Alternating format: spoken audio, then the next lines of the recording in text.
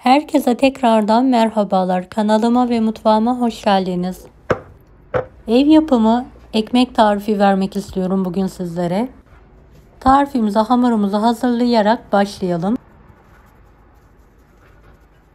Kullandığım bardak ölçüsü 250 mg'dır. 2,5 su bardağı ılık suyu geniş bir kaba alalım.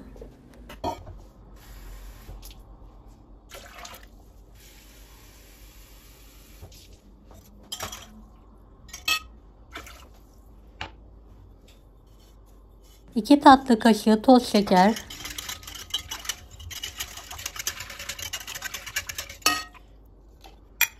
2,5 tatlı kaşığı kuru maya ekleyelim. Kuru maya yerine yaş maya da kullanabilirsiniz. Biraz un ilavesi yapalım. 2 adet yumurta, 1 çay bardağı sıvı yağ ekleyelim. Tüm malzemeyi karıştırmaya devam edelim. 3 tatlı kaşığı tuz,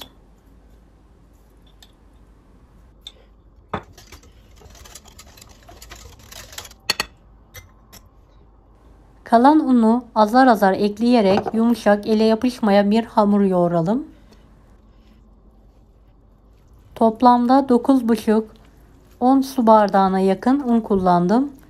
Unun miktarı yumurtanın büyüklüğüne ve kalitesine göre değişir. Kontrollü bir şekilde ekleyerek yoğurmaya devam edelim.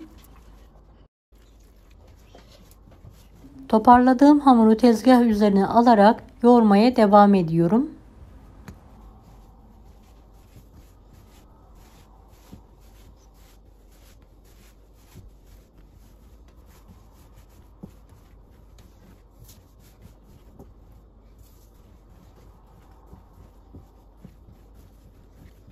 Aynı kaba alarak üzeri kapalı bir şekilde mayalanmayı bırakalım.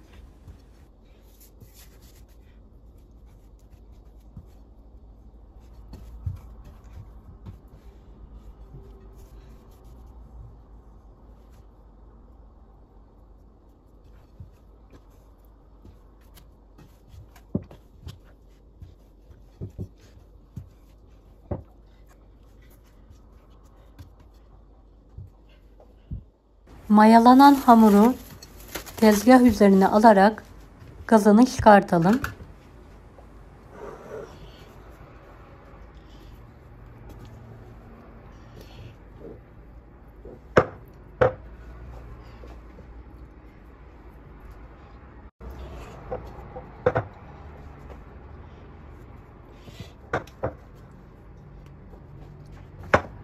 Videomu bu kısma kadar izlediyseniz yorum kısmına herhangi bir emoji bırakırsanız bana destek olmak için sevinirim.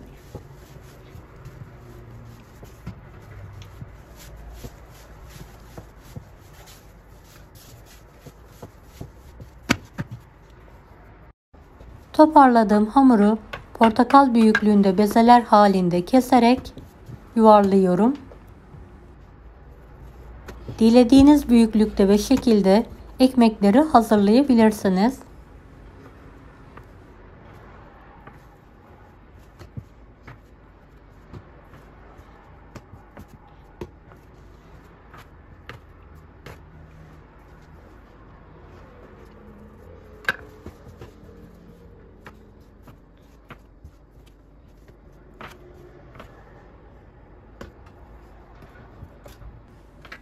Bezelediğim hamurları biraz un serperek elimle yuvarlak şekil veriyorum.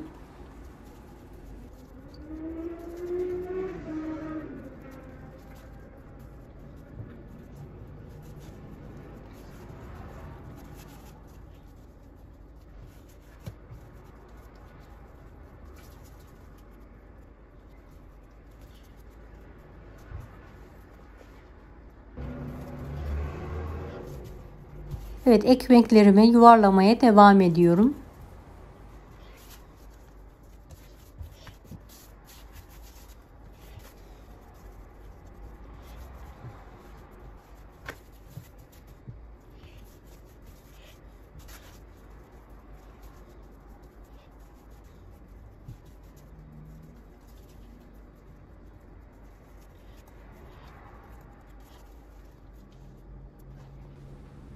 Fırın kağıdı serilmiş fırın tepsisine aralıklı olacak şekilde ekmeklerimi alıyorum.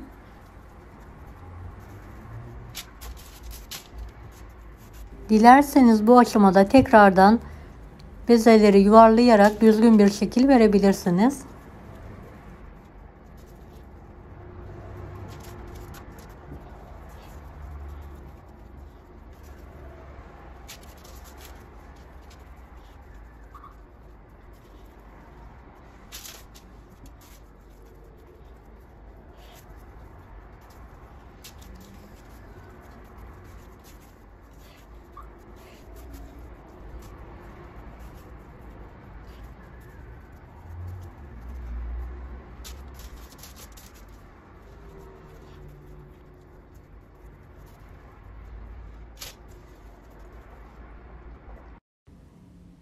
Ekmeklerin üzerlerine hafif bir şekilde elimle bastırarak düzeltiyorum.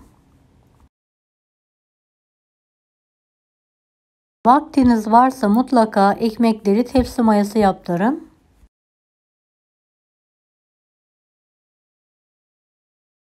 Evet, benim fazla vaktim olmadığı için üzerlerine fırça yardımıyla su sürerek hemen pişirmeye veriyorum.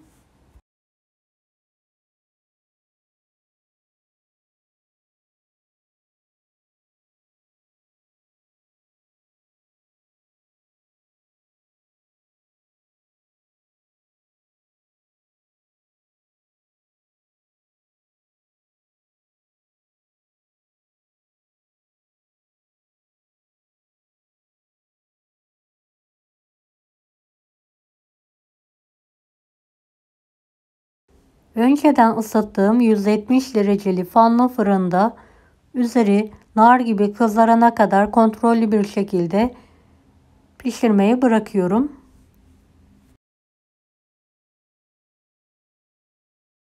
Pişen ekmekleri hemen fırından çıkartıyorum.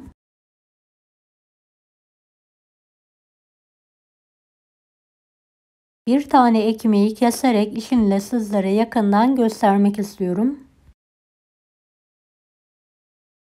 Ev yapımı çok lezzetli bir ekmek oldu. Mutlaka sizler de denemenizi tavsiye ederim.